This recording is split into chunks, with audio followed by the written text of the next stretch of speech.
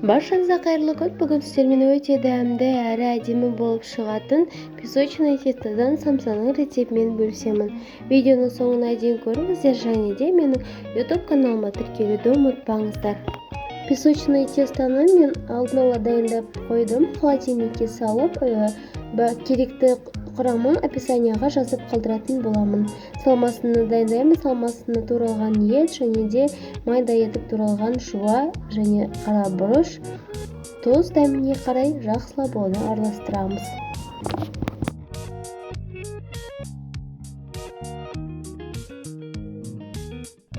Міне біздің песочный тестомызды тоңазытқыштан шығарып, ортасынан бөлікке бөліп, дөңгелекше етіп бөлетін боламыз.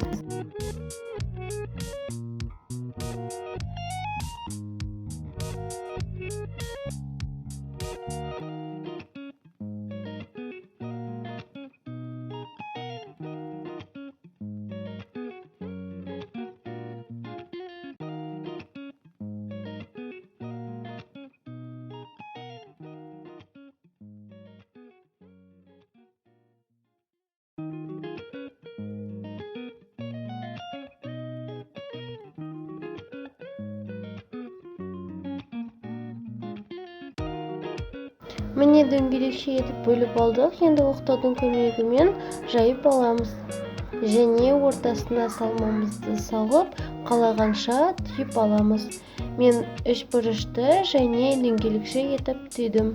Сіздер өздеріңіз қалауларыңызша түйсеңіздер болады.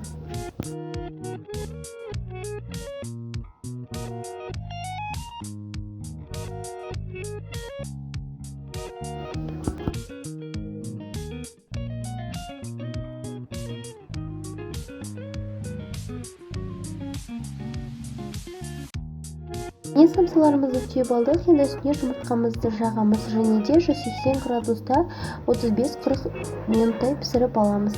Міне біздің самсаларымыз дайын болды. Өте дәмді әрі жұмсақ болып шығады. Видеом сіздерге ұнаса, лайк басып комментарий жазуды ұмытпаңыздар. Сіздермен болған Жансұлу.